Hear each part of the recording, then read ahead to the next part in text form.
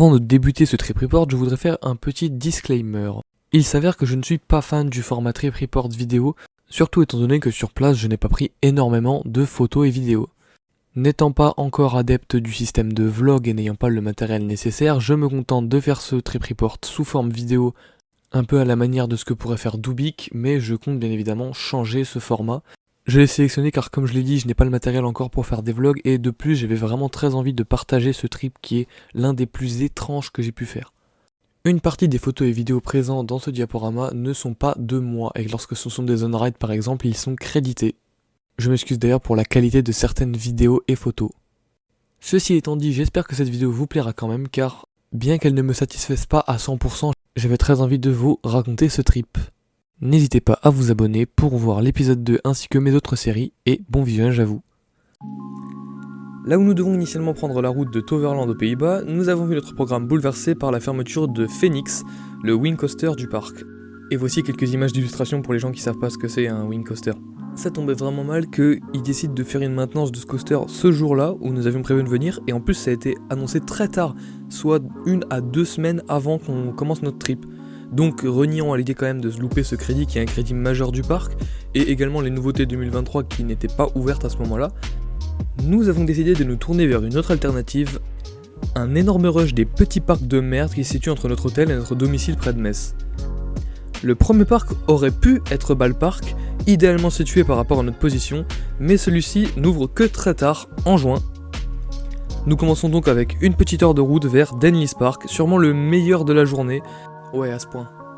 Le parc ouvre à 11h, ce qui nous a permis de faire la grasse matinée, mais ayant un programme très chargé, nous allons être forcés de ne pas traîner dans le parc de Denbrook. Et Denbrook, c'est le bled où il y a le parc. Et c'est effectivement ce qui s'est passé puisque, arrivé devant le parc, on constate que toute la région a décidé d'aller à Denlis Park. Bon, j'abuse évidemment, mais pour un parc qu'on doit plier en 1h30, c'est chaud. Et c'est d'autant plus chaud que les opérateurs à l'entrée ne sont pas plus efficaces que ça, et qu'avec le monde devant le parc, on entre à 11h20, ce qui nous donne donc 1h10 pour faire les 5 crédits. On se lance donc à l'assaut du premier ride de la journée, Furio, un junior coaster soqué. Yes! Eh bien figurez-vous que la laideur de la gare reflète très bien l'intérêt du layout. Une descente qui nous plaque contre le côté droit du wagon, et il en va de même pour tous les autres virages au banking à chier, ça tape et c'est absolument pas plaisant, plus un et on passe à la suite. Ah, et ne vous attendez pas à grand chose de fou parce que la raison pour laquelle je parlais de l'un des trips les plus étranges que j'ai fait de ma vie, c'est pour la simple et unique raison qu'après avoir fait Plopsaland le premier jour, nous allons enchaîner un nombre de coasters de merde absolument ahurissant. Et d'ailleurs, le prochain crédit est une pépite. Il s'agit d'un spinning coaster de chez Gozetto, un constructeur italien complètement inconnu au bataillon. Ce coaster est très similaire à ceux de SBF, et il avait en fait l'air éclaté de dehors, même si la zone qui l'entoure était assez jolie, mais en réalité en fait il était très fun. Et je trouve d'ailleurs que ce genre de coaster qui ne coûte certainement pas grand chose est une bonne alternative à une vulgaire chenille pour les parcs. On continue avec le Rocking Tug Zamperla, si vous saviez combien de fois j'ai refait la prise parce que j'ai dit Rocking Tub. Il a la particularité d'être le modèle de base sans le moindre intérêt. C'est peu confortable, ennuyeux, bref c'est complètement inutile et pas besoin de plus de détails. Surtout qu'on a raidé la version Zero la veille, qui était clairement mieux. Puis vient un disco, encore de chez Zamperla, mais qui est le modèle XL et qui est donc plus haut qu'un disco classique, et qui possède aussi un plus grand disque. En outre du confort toujours aussi absent de ce type d'attraction, je n'ai personnellement pas vraiment apprécié les sensations, plus désagréables qu'autre chose, et frôler la gare et les arbres ne m'a pas vraiment rassuré, mais je peux comprendre que ce genre d'attraction plaise à certaines personnes. Désormais castrés, nous nous dirigeons vers le dernier crédit du parc du nom de Nitro. Ce coaster de chez Preston et Barberry, et c'est un constructeur qui a l'air bien éclaté, était censé fermer la saison passée, et il est d'ailleurs réputé pour être une véritable merde, et c'est clairement le cas. Il est constitué de 2 parcours différents qui s'enchaînent avec un passage en gare. Nous commençons par le parcours droit, qui tape un peu mais qui est un peu rigolo vaguement. Il propose notamment un airtime sympa après la drop, cependant, ça se corse au moment du côté gauche. Il est compacté afin de rentrer au centre de l'autre parcours, ce qui fait que chaque virage tape, mais tape fort, et c'est un véritable supplice. Il figure clairement parmi les coasters les plus douloureux que j'ai pu rider, et par conséquent parmi les pires.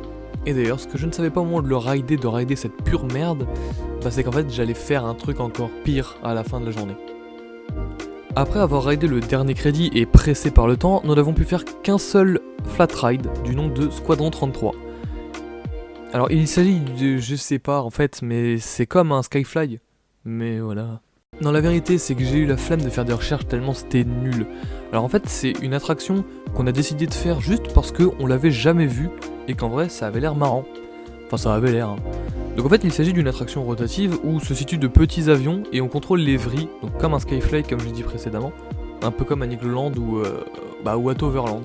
N'étant pas rassuré, j'ai préféré ne pas faire de vrilles et visiblement en fait j'aurais pas pu trop en faire. À peine le tour démarre que je me rends compte de l'ennui que constitue cette attraction. Chaque redescente est peu sensationnelle et nos oreilles tapent dans les harnais massifs de l'avion. Donc en clair, c'est une attraction pas bien palpitante, mais je me suis dit que c'était sûrement de ma faute car je n'ai pas voulu faire de vrille. Mais bon, vu que mon frère m'a dit qu'après de nombreux essais, il n'avait pas non plus réussi à en faire, j'en déduis que c'est simplement l'attraction qui est pas folle, bon. Proche d'être en retard pour notre prochaine étape, nous quittons le parc, bien qu'un peu déçus de n'avoir fait aucune autre attraction, alors que l'esthétique du parc nous a plu et que quelques attractions comme les toboggans ou le raft avaient l'air amusants. Avant de partir, nous passons devant la boutique du parc avec l'idée d'acheter potentiellement une roue de nitro, car nous avons vu sur des vidéos qu'ils en vendaient. Cependant, à 12h30, la boutique elle était fermée, donc pas de bol. Mais arrive un événement qui a failli ruiner l'entièreté de la journée. On a failli rester coincé sur le parking. Ça peut paraître con, mais laissez-moi vous faire un schéma.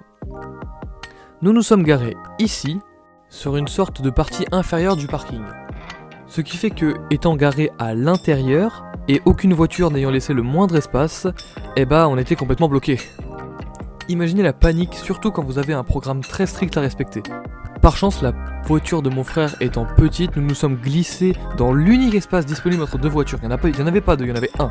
Et par chance encore, il se situait juste derrière notre place, donc on a pu y accéder. Nous partons donc de Denlis Park avec le regret de ne pas avoir passé assez de temps pour s'en faire un avis, mais l'impression de celui-ci fut plutôt positive. Après une déviation nous ayant fait passer par des villages complètement paumés comme Febvinfalpart, nous arrivons dans un centre d'amusement en montagne qui a un seul crédit, une luge alpine qui s'appelle Luge 4 saisons, ils se sont pas fait chier.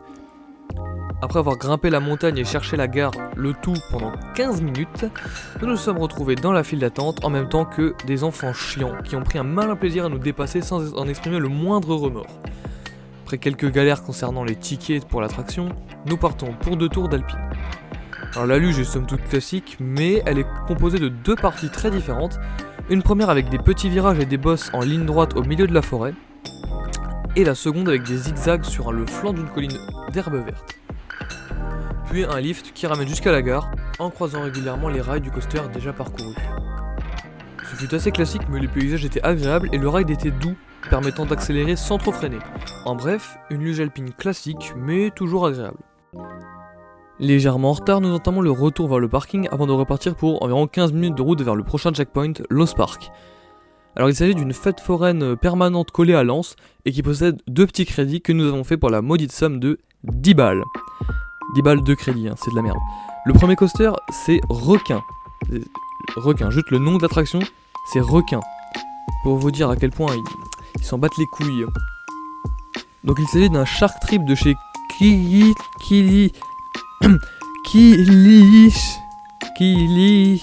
Luna Park. Bref, encore un constructeur inconnu au bataillon. Et c'est pas plus mal quand on voit la merde qu'ils ont pondu avec Requin. Pour les plus jeunes, bouchez-vous les oreilles, je vais pas être tendre. Requin est une pure merde. Son train éveille en vous la profonde envie d'aller vous faire enculer.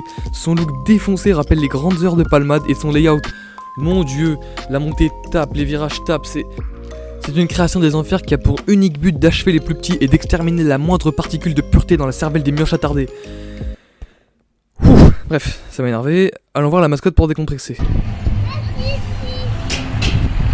Ok, alors dernier crédit.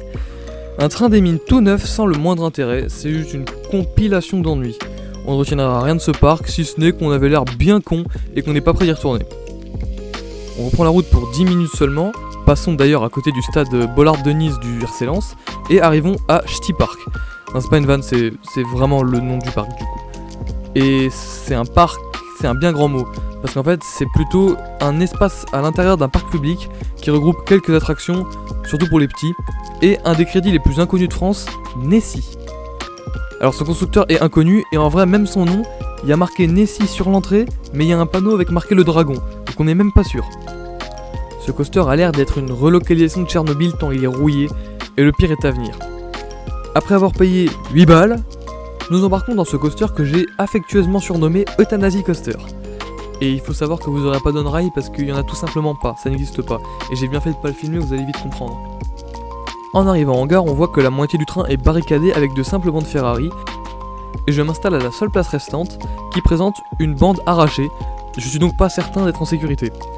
L'opérateur vient me voir et me conseille de me tenir à la barre présente sur le wagon et non pas à la barre de sécurité. Et je comprends pas vraiment ce qu'il me dit, donc je comprends pas pourquoi il me dit ça. Ensuite, dispatch, le Kiddy démarre. Enfin c'est un bien grand mot car pour cela il nécessite la poussée de l'opérateur, donc bon. Le train semble vraiment mal en point. Chaque wagon tangue de gauche à droite dans une montée qui nous donne l'effet d'énormes coups de pied dans le dos, et le parcours commence. Un premier virage sec, bien trop sec, mais ce n'est rien par rapport à ce qui nous attend. Arrive ensuite un virage bien trop soudain qui nous plaque sur la gauche du wagon, mais le pire arrive encore une fois. Le virage final est tellement surpuissant, il nous explose la hanche contre le wagon d'une violence bien trop élevée pour un coaster pour les marmots. Et figurez-vous que la pire chose n'est pas le virage. Car après ce virage, j'ai constaté que ma barre de sécurité s'est littéralement enlevée en fait. En fait elle tenait pas, et ça explique pourquoi je devais vraiment pas m'y tenir. Et vous vous rendez pas compte, certes c'est soi-disant un coaster pour gosses, mais la rouille, le coaster qui tangue sur lui-même, et la barre qui s'enlève à la fin d'un tour, même pour un coaster pour gosses, c'est terrible. Et cette péripétie ajoutée à la violence barbare des virages va donner lieu à un énorme fou rire, un des plus gros que j'ai jamais eu dans un parc, et ce jusqu'à la fin des 4 tours de l'attraction. 4, est-ce que c'est bon pour vous? C'est de loin l'attraction la plus dangereuse que j'ai faite. Mais bon, pour le fou rire et la situation complètement irréaliste, c'est aussi un des rails les plus hilarants que j'ai eu.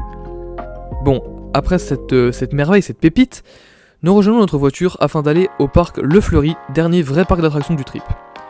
On arrive à 16h30 à l'entrée du parc, tout émoustillé à l'idée de rejoindre la zone par laquelle nous commençons, Carotteville. Alors parfois c'est carotte au pluriel et parfois au singulier, je suppose qu'ils se sont pas trop mis d'accord. Donc c'est un petit parc assez régional, même très petit, qui est largement bouclable en quelques heures qui nous restent. Et donc comme je l'ai dit, on commence par Carotteville, la zone, une des premières zones du parc quand on rentre. Alors c'est une zone pour les enfants très jeunes avec quelques petites attractions, dont un crédit, Aircraft, un take-off de chez SBF. Alors le truc chouette avec ce Kiddy, c'est que les wagons prennent forme de petits avions. Mais à part ça, c'est sans aucun intérêt, le layout n'est qu'un ovale avec une mini-bosse, ce qui rappelle ce coaster. Ça plaît aux jeunes. Yay! Une fois de plus, on n'est clairement pas la cible, mais en vrai je pense que nous ne sommes pas la cible de ce trip tout court. Bref, anecdotique. On enchaîne ensuite avec Bayou Express, un Tivoli Small de chez Zierer. Alors contrairement à ce qu'on pourrait penser de ce genre d'attraction, le coaster n'est pas totalement vide de sens. Déjà, l'accès se fait via une file d'attente en bois légèrement en hauteur, ce qui est original et franchement très joli, et la gare est décorée simplement mais avec goût. Le coaster en lui-même n'est pas spectaculaire, bien qu'un peu plus intéressant que les autres modèles que j'ai pu faire de ce genre, comme par exemple En avant ses cotines à Spirou. Et en plus, ce dernier possède quelques variations qui ont amélioré son confort. Seul problème, c'est que le train vous emmène traverser le nuage de moustiques digne du lac de Plopsaland de la veille. De plus, vu la foule qui se trouvait dans le parc, on a eu le droit à 2 cycles de 4 tours, ce qui était plutôt amusant. Après ce tour plus sympa que prévu, nous nous dirigeons vers la zone la mieux thématisée du parc, le Land Viking. Nous commençons par la droite et la tour de chute Drop and Twist SBF, l'épée d'Odin. Alors, moi qui ai le vertige, la hauteur de 18 mètres me convient parfaitement. Elle propose des sensations agréables et convenables, en plus d'une durée assez longue. Et d'ailleurs, je l'ai affectueusement renommée l'épée d'Ophile. Nous arrivons ensuite au troisième et dernier crédit de ce parc, Regal Junior.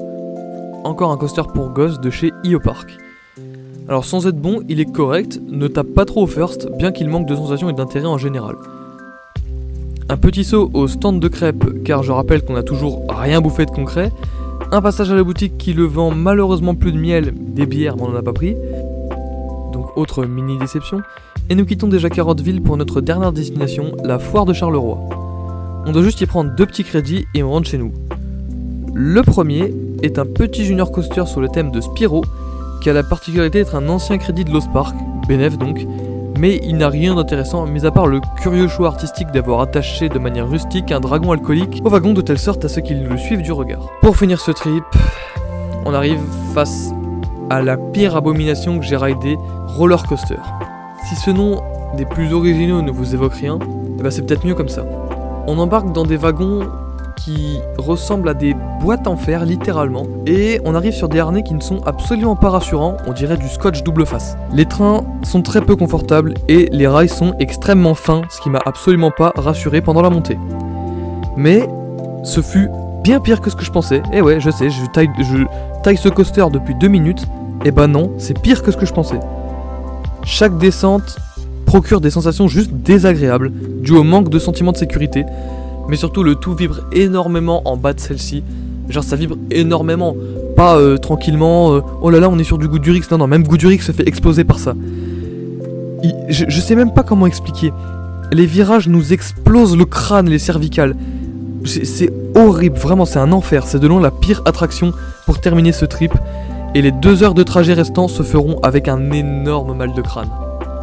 Ah oui, et là où dans l'épisode 1, j'ai revu totalement mon top 5 de mon coaster count, ici, j'ai revu totalement le top 5 de mon coaster count en partant de la fin. Bah en fait, j'ai raidé que de la merde, donc ça a vraiment explosé mon classement. Mais bon, au moins, on a pu aller faire. Et voilà ce qui clôture ce trip, merci à vous d'avoir regardé cette vidéo. Je tiens à rappeler, comme je l'ai dit dans un épisode précédent de Planet Coaster, que j'attends vos suggestions vis-à-vis de jeux à faire. Faut savoir aussi que j'ai accès à la réalité virtuelle, donc peut-être j'ai pas beaucoup de jeux payants à part Job Simulator et House Flipper VR que j'ai aussi en non VR aussi si ça vous intéresse. Et du coup voilà, j'ai ces possibilités là, mais du coup proposez encore si vous avez quoi que ce soit comme idée, je suis preneur. Le trip le plus bizarre de ma vie est donc terminé. N'hésitez pas à aller regarder d'autres vidéos sur ma chaîne, j'espère que la prochaine étape de ce genre de review de séjour ce sera sous forme de vlog. Je sais pas quand, je sais pas comment, mais j'espère que ça se fera. Et merci à vous. Ciao.